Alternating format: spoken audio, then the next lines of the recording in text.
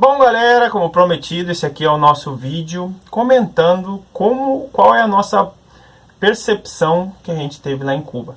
Então a gente conversou com muitos cubanos, pessoas mais idosas, jovens, trabalhadores, pessoas normais, pessoas que vivem do turismo.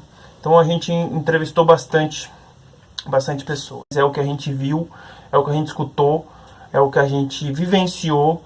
E não foi de uma pessoa, não foi de duas, foi de várias. Então tudo que a gente vai falar aqui é realmente o que a gente viu e sentiu, certo? Então a gente separou aqui em vários temas. Aí a gente vai começar a falar sobre isso agora. Nosso primeiro tópico será economia.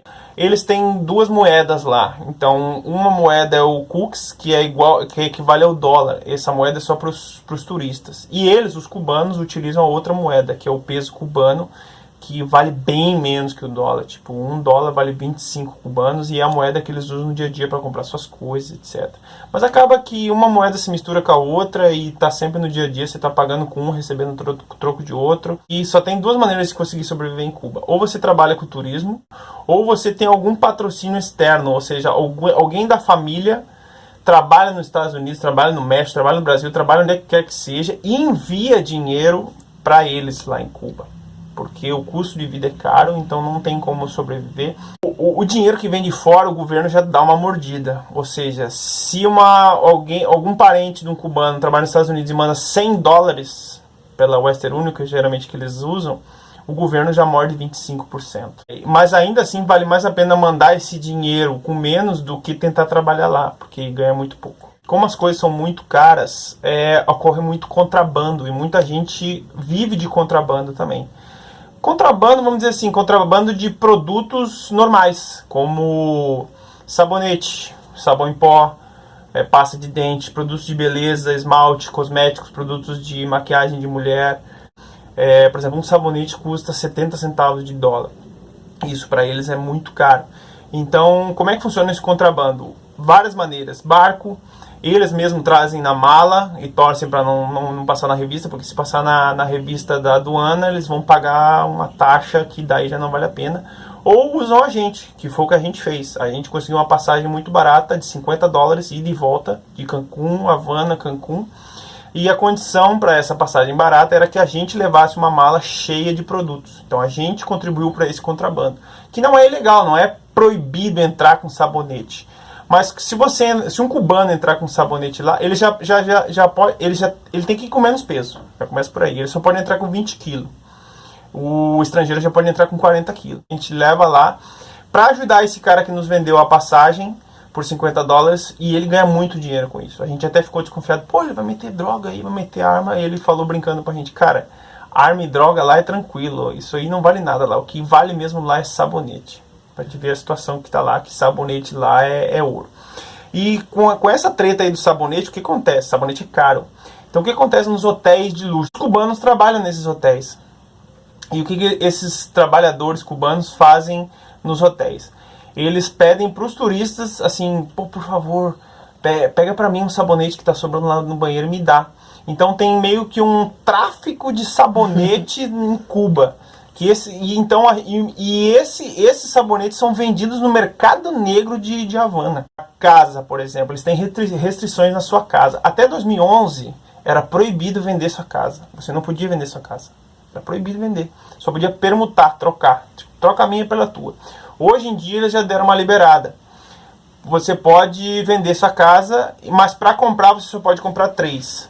Sendo que uma tem que ser na cidade, uma tem que ser no campo e uma tem que ser na praia. Então você nunca pode ter 2 casas em Havana. Você tem que ter uma em Havana, uma na praia e uma no campo. Se você já compra a segunda, o governo já toma. Já vai cobrar explicações por que você está comprando a segunda casa. Eles sofrem internamente um preconceito muito grande entre eles. Então os hotéis de luxo, alguns é proibida a entrada de cubano. Os mercados, assim, não é prateleira que você pega, bota no carrinho e sai igual no Brasil.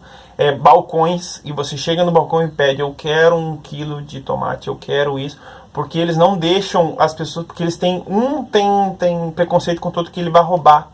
Então tem muita segurança na porta do do mercado. Quando você entra no mercado é proibido entrar de mochila. O turista pode, mas o cubano não pode. As casas lá todas estão caindo, principalmente Havana, que é uma cidade grande. Os prédios históricos estão desmoronando, longe da parte turística, né? Tem a Havana Vieja lá. Quem viu o nosso outro vídeo viu lá que é muito bonito. O governo conserva, pinta, tudo bonito. Mas na parte onde que o povo vive, onde a gente ficou hospedado, onde tem as imagens lá, vou botar as imagens aqui embaixo. As casas estão caindo, e não é por culpa deles, porque uma lata de tinta é muito cara. Uma lata de tinta custa $50. Então, como que alguém que ganha tão pouco vai comprar uma lata de tinta? O que é barato lá? O gás e a água para eles são baratos. Só que a água é terrível. Você ferve ela 50 vezes, ela continua com gosto estranho, horrível, não é potável. Eles estão acostumados a tomar essa água podre já, mas o turista recomenda não tomar água. A luz é caro. É caro e eles sumam para pagar a luz. Então a gente não levantou essa informação se tem gato ou não. A princípio não, porque o governo está sempre em cima, mas a luz é cara. Tá? E a internet? Como é a internet? Bom, até 2011 a internet custava $10 a hora. Então a internet hoje ela tem pontos de Wi-Fi espalhados nas praças das cidades e alguns hotéis têm. Porém, esse Wi-Fi não é gratuito. Você é obrigado a comprar tipo um cartão de telefone, que vem uma senha. Aí você compra lá tipo 1 hora, ou 5 horas, ou 10 horas. Hoje ela está custando $1. Então, eles pagam $1 a hora. Então o cubano ele tem que ter um telefone, que é absurdamente caro o telefone lá para eles. Que também já tem o tráfego de telefone, obviamente. Tráfego de telefone. Não tem loja de Tudo telefone. Que é caro em Cuba tem tráfego. Se o pessoal tem telefone smartphone tem, porque vem no contrabando. Se ele for comprar nas lojas com nota fiscal é horrível de caro. Se você for botar um ponto de Wi-Fi na sua casa, dá para colocar, mas é caríssimo. E mesmo se você botar um ponto de Wi-Fi na sua casa, você tem que comprar o cartão e acessar, e acabou aquela hora, você tem que comprar outro cartão. Se acabou aquele cartão de 5 horas, que é $1 a hora, você tem que comprar outro cartão. Então está sempre comprando um cartão, como se fosse uma recarga de internet. E para quem que vai isso? Para a empresa, que é a EFEXA, uma coisa assim o nome da empresa, que é do governo. Então tudo lá é do governo. E não é boa a internet. E é lenta. Lenta, é discada, alguma coisa assim. Algumas pessoas andam na rua mexendo no celular e você deve se questionar, pô, mas não tem internet, tá mexendo no celular. Mas aí quando você vai ver, a pessoa tá mandando mensagem de texto, que era o que a gente usava há 5, 6, 7 anos atrás. Só manda mensagem de texto, manda foto por mensagem de texto. Então vamos agora ao nosso segundo tema, que vai ser trabalho. Então, para ter uma noção, trabalho, salário mínimo. Entre 14, uns falaram 12, outros falaram 14, outros falaram $15. Então você imagina você trabalhar um mês inteiro para ganhar $15, sendo que um sabonete custa 70 centavos de dólar. E o salário mínimo é isso aí, $14. Mas você acha que, então as outras profissões ganham mais. Não, um advogado, a gente conheceu um advogado, ele ganha $15 por mês. Então, se o salário mínimo é 14, o advogado ganha $15 por mês. Suando, assim. Então, não tem profissão boa. A maior que a gente escutou que ganha mais é médico, que ganha $40. O que acarreta isso? Todo mundo acaba migrando para o turismo. Então, o cara deixa de ser advogado e vai trabalhar com turismo. Por quê? Porque se ele tiver um táxi e fazer uma corrida do aeroporto até o centro de Havana, ele já ganhou $25. Se ele alugar a casa dele para um turista, ele ganha $20. Certo? Claro que não é limpo, mas já vai dar muito mais do que trabalhar um mês inteiro. Então todo mundo acaba migrando pro turismo. Professores, advogados, até médicos deixam sua profissão de médico para trabalhar com turismo, para ser guia, para ser taxista, para envolver o turista, para tentar ganhar dinheiro com tours, com alguma coisa assim. E como é que funciona esse negócio do cubano receber as pessoas na sua casa? Então, o cubano ele pode usar a sua casa como Airbnb, vamos dizer assim, mas é um Airbnb meio que controlado pelo governo. Então, para ele receber as pessoas, a gente ficou na casa de um cubano assim, a gente não ficou em hotel porque os hotéis eram caros, então a gente ficou na casa de cubano.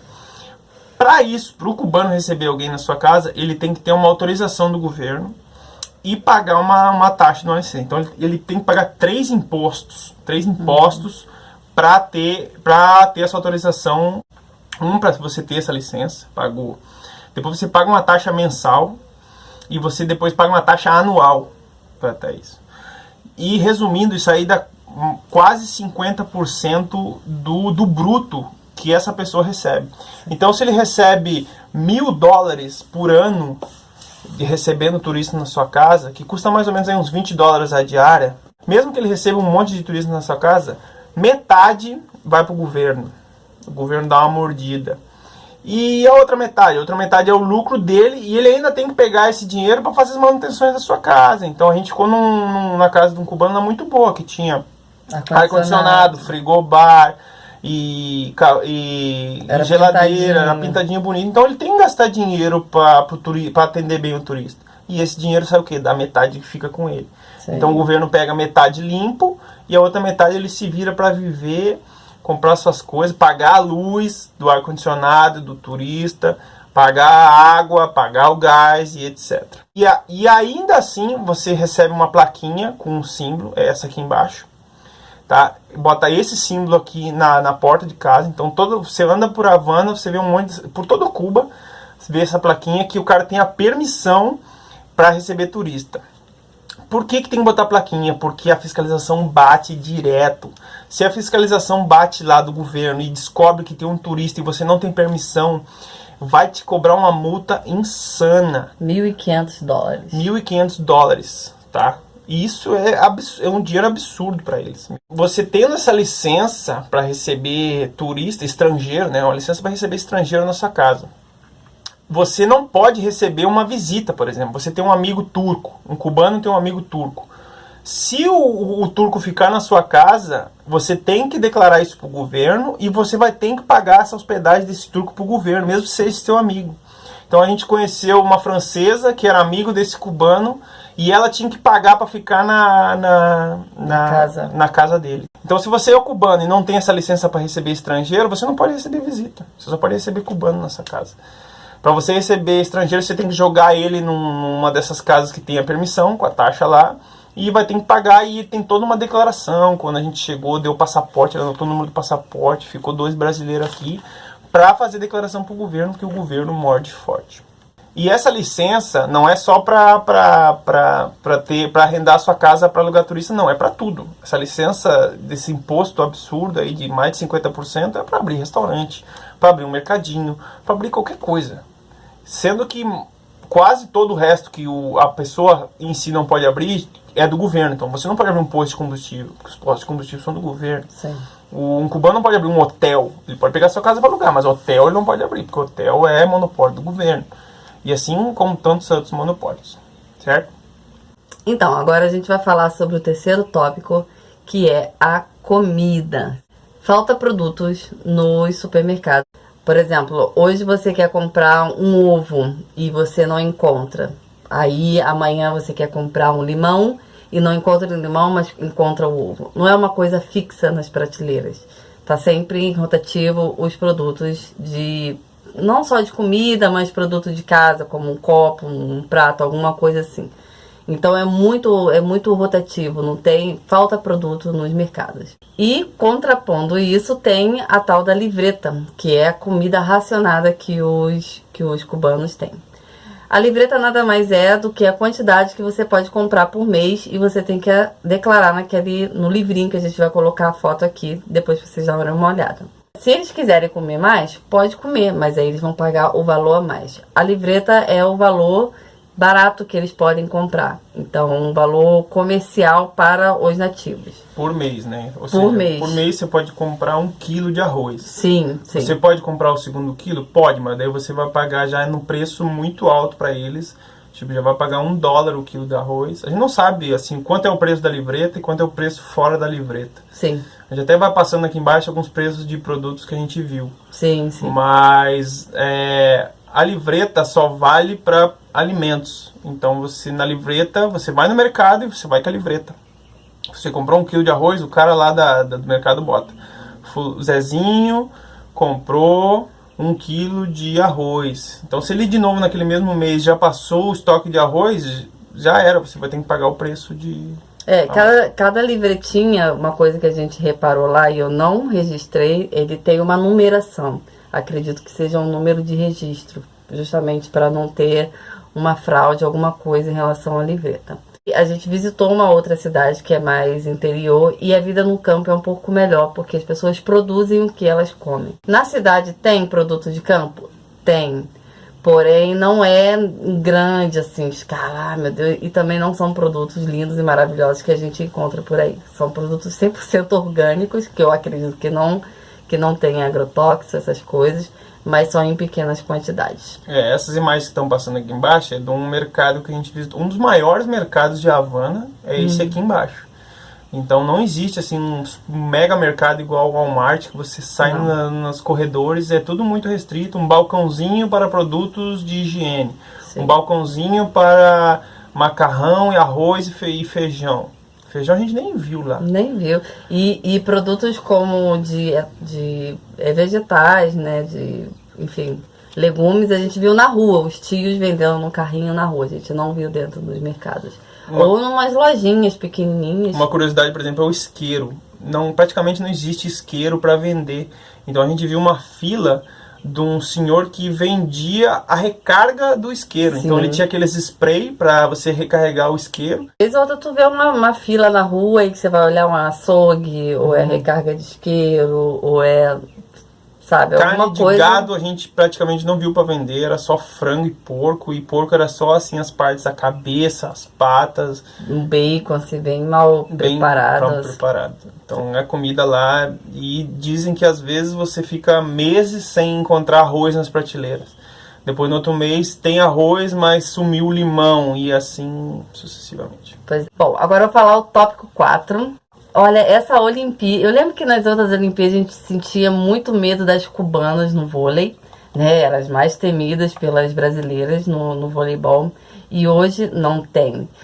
Do 92, né, a 2000, só dava Cuba no voleibol. Cuba era uma potência olímpica, se figurava entre as 10 melhores Exatamente. Países, com 10, 12, 15 medalhas de ouro.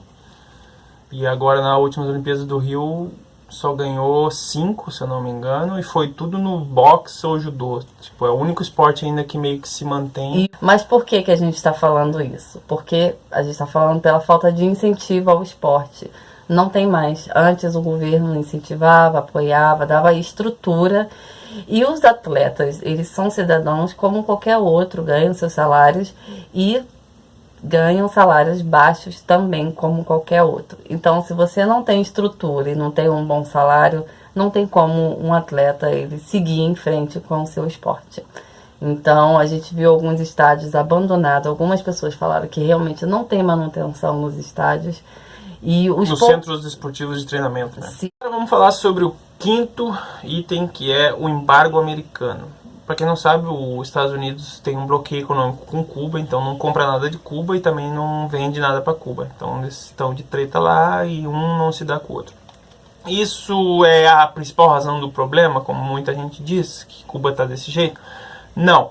Mas agrava? Sim, agrava. Por quê? Com isso, Cuba é obrigada a comprar produtos da China e da Rússia. Então, para mandar esses produtos, tipo... imagina quanto custa a China mandar um barco cheio de container com carro dentro, lá da China até Cuba.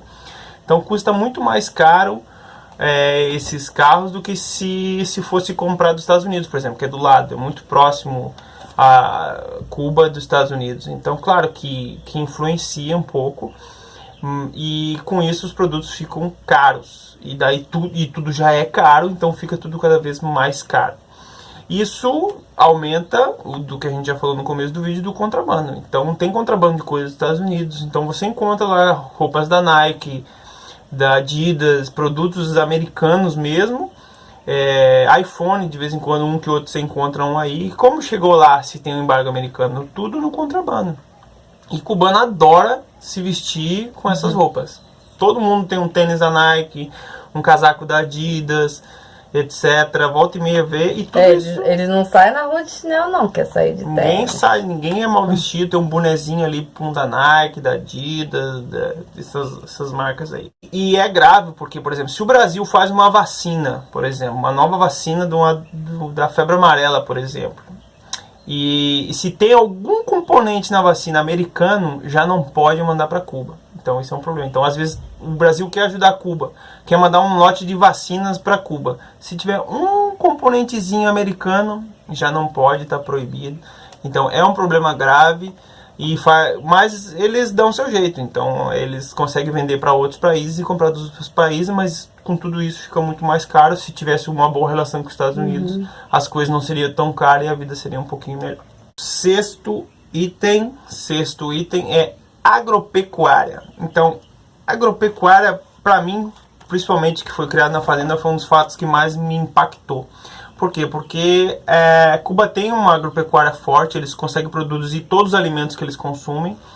Então, produtos como arroz, batata, essas coisas assim básicas, fica no país. Então, eles produzem e eles comem.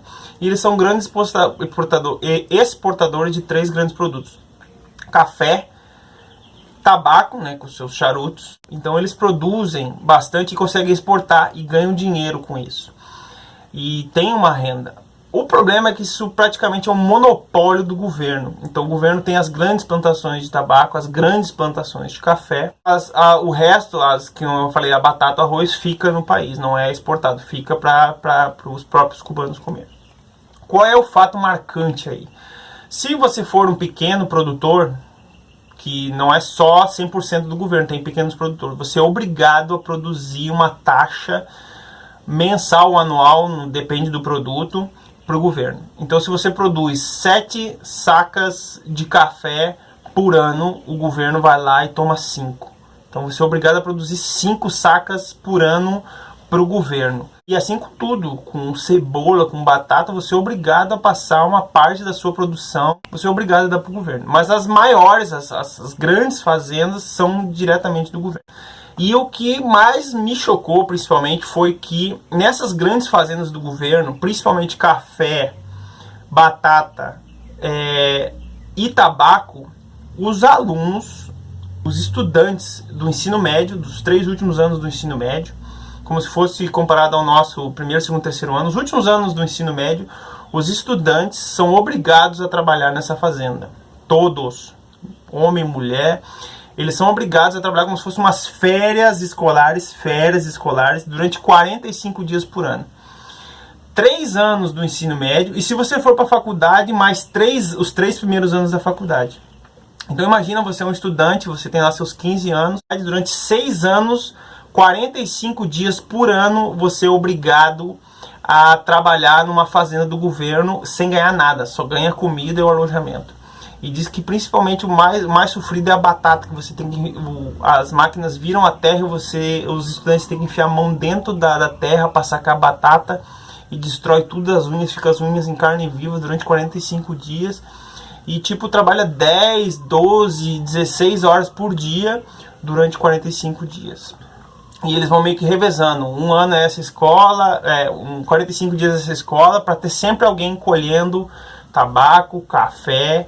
A gente conversou com um cara lá que trabalhou na época do colégio. Isso já vem de tempos, não é de hoje. E é obrigado. É como se fosse tipo um serviço obrigatório que você está ajudando a pátria, né? Sim. E falando em serviço obrigatório, as meninas também servem... Lá a gente viu muita no aeroporto, serviço de aduana. As mulheres do exército, do menino novinha de 18 anos, no seu serviço militar obrigatório, fazendo o trabalho de revista lá no aeroporto. O 7º item, não perde a conta. 7º item é saúde. Muita gente fala aí, porra, a saúde em Cuba é sensacional, é boa e top. Bom, realmente é boa, os médicos são bons, a faculdade de Havana lá é uma das melhores faculdades, realmente forma bons médicos, só que ela já foi melhor, já formou muitos bons médicos. Por que não está formando muitos bons médicos agora? Porque é o mesmo problema que a gente falou antes, o professor desses médicos está ganhando mal, está ganhando 14, 15 dólares por mês, ele fica desmotivado, ele para de dar aula, vai trabalhar do turismo, trabalha de má vontade e acaba formando maus médicos. E mesmo os médicos bons falaram pra gente, várias pessoas falaram que os melhores médicos de Cuba não ficam no país. São aqueles que vão para o Brasil, no Mais Médicos, são que vão fazer uma especialização fora. Angola também importa muito médico de Cuba. E acaba ficando em Cuba os médicos nem tão bons e ainda ganhando pouco. O salário do médico aí em Cuba gira em 40 dólares. E acaba acarretando outro problema. Como um médico ganha só 40 dólares, não consegue viver com isso. ele vai optar por dois caminhos. Ou ele vai migrar para o turismo, como a gente já falou antes, ou ele vai fazer o seguinte, ele vai fazer a consulta, vai trabalhar para o governo, e os medicamentos em Cuba são gratuitos. Porém, como o médico ganha mal, ele vai dizer que não tem. Ele vai chegar pro paciente dele, pro cubano lá, você precisa tomar 3 anti-inflamatórios. Mas aqui no hospital não tem. Eu te vendo por preço que seja. Ou seja, o médico diz que não tem medicamento, porque está precisando de dinheiro, então ele vende o medicamento do governo para ganhar uma grana extra para poder sobreviver. É a única maneira que o médico tem para sobreviver. E como o povo faz para comprar esse medicamento? A gente fez um estudo lá e descobriu que um anti-inflamatório, uma caixa de anti-inflamatório custa $40. Então como é que o povo consegue comprar isso aí? Ele dá seus pulos, então ele tenta meio que ludibriar o governo na hora de por exemplo, ele vende pão, o cubano vende pão. Ele diz que faz pão diz que fez 20 pães, na verdade ele fez 50 e vende os outros 30 sem declarar para o governo para conseguir uma grana extra por fora para poder pagar esse medicamento. Então é o médico enganando o cubano enganando o governo, e assim fica nessa roda sempre dando. Então muito cubano fala, cara, aqui a gente não vive, a gente sobrevive. É um leão por dia, cada dia a gente desenrolando novas maneiras, assim, contrabando de remédio também tem forte, e então é isso aí. 8º tópico. Então, a gente vai falar sobre a educação. Realmente, a educação em Cuba é muito boa, porém, é aquilo que a gente falou anteriormente. Tudo depende da base. Quem é que constrói a nossa educação? Os professores. Então, se os professores não ganham bem, eles não vão continuar, eles vão tentar uma forma de estar ganhando melhor do que ele estava ganhando com a educação. Então, alguns professores migram para o turismo, outros saem do país, vão dar aula fora, enfim. A educação é relativamente boa, a estrutura escolar é boa, porém a base não está.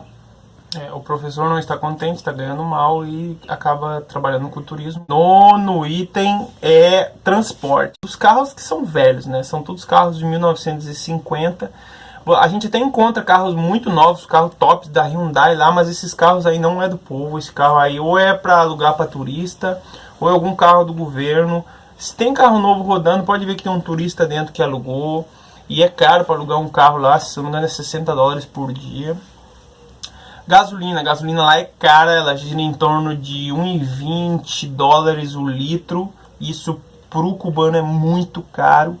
De vez em quando simplesmente acaba o combustível em Havana, por exemplo, tipo, acabou o combustível no posto aqui, vai para outro. Então simplesmente do nada some o combustível e aparece outros dias depois. Os ônibus são muito baratos, os urbanos. Então em Havana tem ônibus urbanos, todos da China, alguns até em péssimo estado, outros novos. E a passagem é muito barata, tipo 0,40 centavos do peso cubano, ou seja, é menos de 10 centavos de reais. É muito barato, sim. Só que esses ônibus urbanos eles só vão na região de Havana e algumas cidadezinhas fora. Então, para você mudar de cidade, que Cuba é grande, você, por exemplo, a gente pagou. Aí tem aqueles furgões antigos de 1950, que nem esse aqui embaixo que a gente está mostrando. Uhum. E a gente pegou e teve que pagar uns $8, 7 a $8 para ir para a cidade vizinha. Então é caro você pagar $8 para ir para a cidade vizinha para eles que ganham só $14 por mês, né? Mas dentro da cidade, o urbano sempre super lotado, saindo gente pela janela. A gente pegou um também para ir para o aeroporto. Sempre lotados, mas são baratíssimos. Pedágio, a gente não pegou pedágio lá, não viu. A gente foi só até de Havana para Vinhales e voltou, não viu pedágio. Mas falaram pra gente que existe pedágio em Cuba, só não sabe aonde, também não sabemos quanto custa. Sim, as estradas são boas, estradas que cruza uma cidade para outra. Porém, a estrada da cidade mesmo. O eixo central de Cuba, que liga as principais cidades, ele é bom, é uma via de 3 vias para ir, 3 vias para voltar. É como no Brasil, não é aquele asfalto lisinho, mas ela é remendada, então dá pra ir bem, mas diz que tem umas estradas no interior aí que tá bem destruída. No geral é igual ao Brasil as estradas, certo? Nosso 10º tópico, que é o turismo e a TV. Bom, o turismo é a principal fonte de renda do país. E uma curiosidade aí, uma coisa que é até espantosa é que há uns tempos atrás o turismo era proibido em Cuba. Olha que louco. Na verdade não era proibido, o governo não queria. Eles tinham uma resistência em relação ao abrir turismo. as portas para o mundo. Exatamente. E hoje em dia é a principal fonte de renda de Cuba, né? O turismo. Há uns tópicos atrás falamos sobre as hospedagens, né? Porque é muito comum as pessoas abrirem sua casa para fazer uma espécie de Airbnb e que os hotéis são bem caros. E realmente, os únicos hotéis que tem lá são hotéis mega ultra gigantes. E a gente não sabe como é que funciona, porque existem hotéis luxuosos, grandes hotéis enormes assim, e a gente não sabe se eles pagam pro governo, se um hotel lá, que é o Hotel Nacional, a gente sabe que é do governo. Sim. Mas outros hotéis lá no centro da cidade, tudo luxuoso, vende até caneta Montblanc, que é a caneta mais cara do mundo. Tem uns hotéis que tem uma espécie de shopping no primeiro Então a gente não piso, sabe como é que funciona, se essas empresas, donas desses hotéis, têm alguma treta com o governo, a gente não sabe, não tem como chegar lá no hotel e dizer, como é que vocês fazem aí para abrir um hotel desse tamanho aqui em Cuba? Sim, não sabe se então aí, se alguém souber, bota aí nos comentários que a gente agradece. Sim. E agora a gente vai falar da TV. O que a TV propaga para as pessoas de lá? Nada. Propaga novela brasileira, principalmente. Novela mexicana, algumas.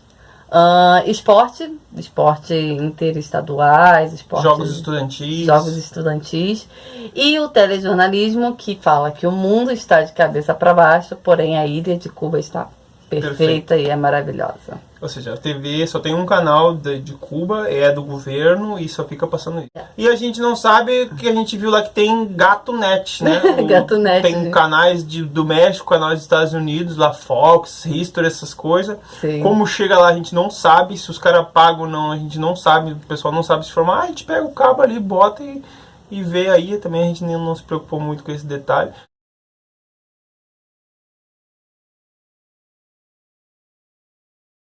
Décimo primeiro tópico, que é segurança e drogas. Bom, segurança.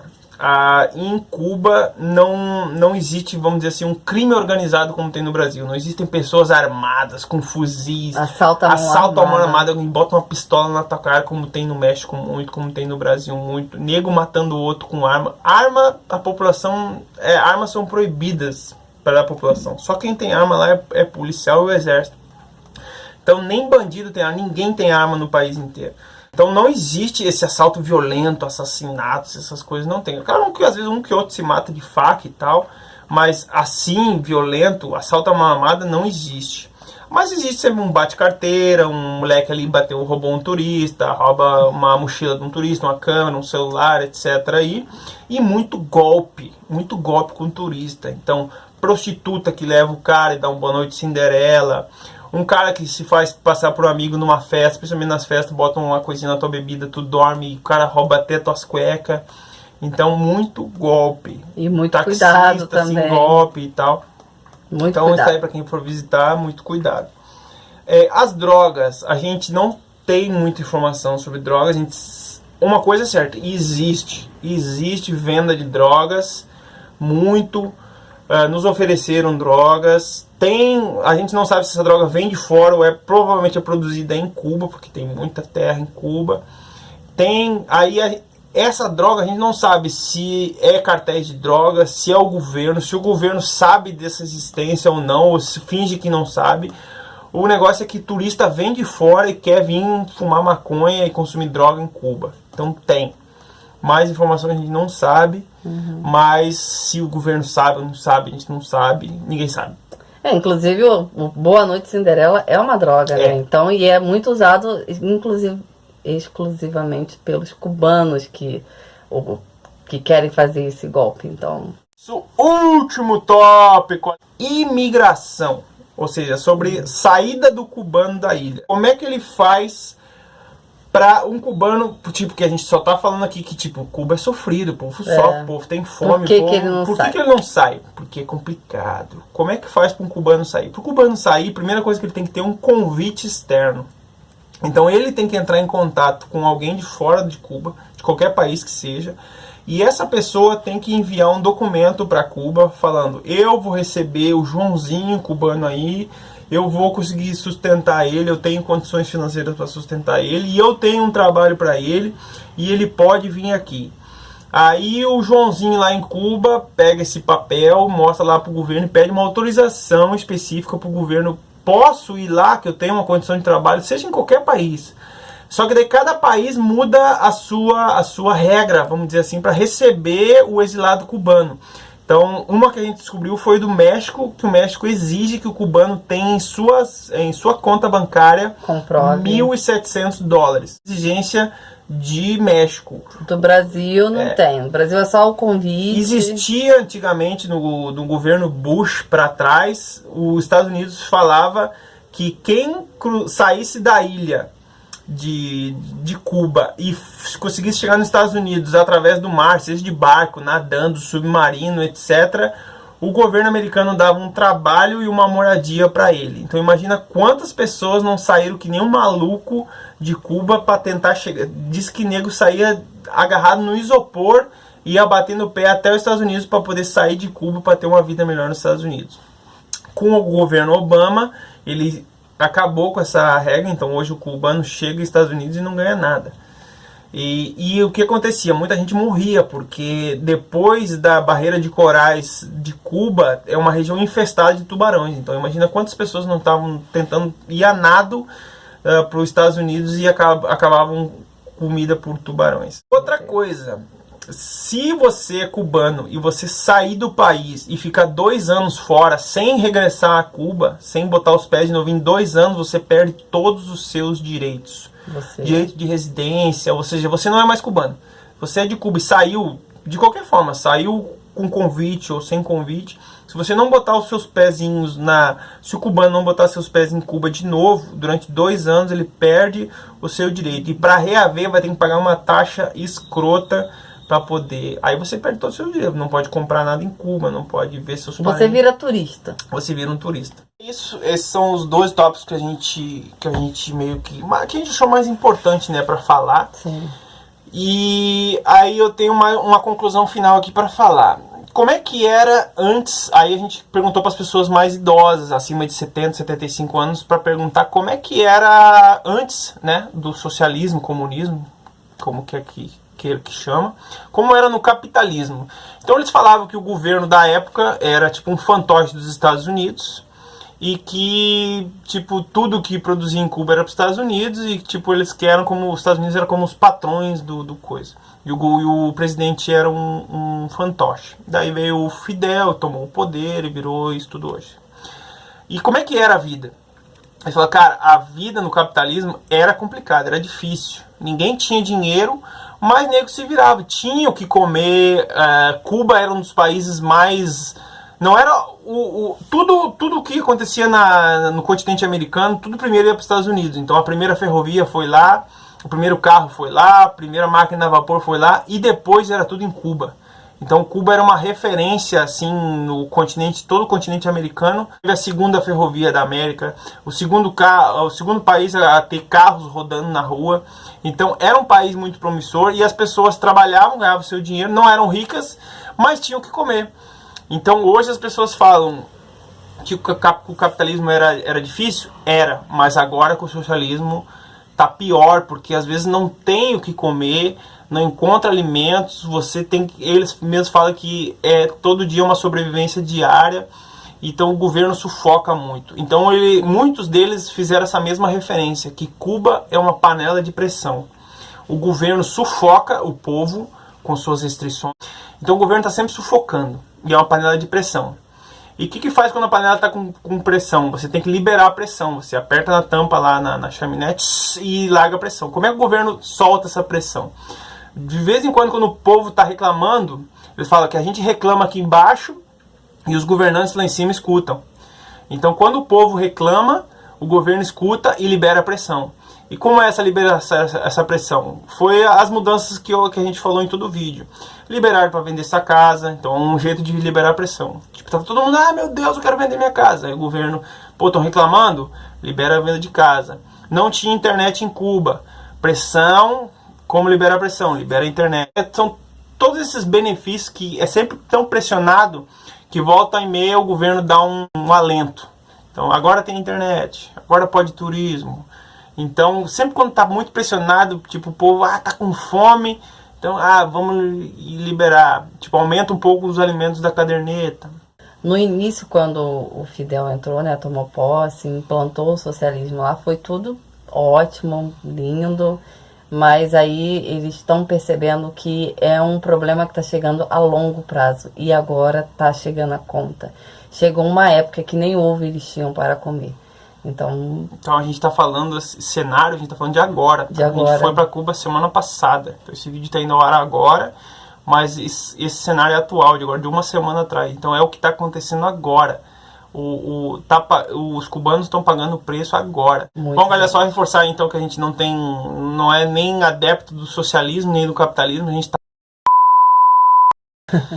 não me interessa se você é de direita ou se é de esquerda, se você defende a bandeira do socialismo ou se você depende do capitalismo. A gente tem uma posição política totalmente paralela a isso. A gente já não gosta muito de política, a gente só tá aqui para mostrar que lá funciona assim. Tem coisas que são boas, como a saúde é boa, a educação é boa, já foi melhor, agora tá pior, mas tem coisas assim que tipo é muito complicado, o governo sufoca. É gritante, é gritante assim. A gente que vive num país totalmente livre, né, digamos assim, você chega lá, você fica sufocado. Tipo, não tem imprensa, a imprensa é o governo, entendeu? Então são coisas assim.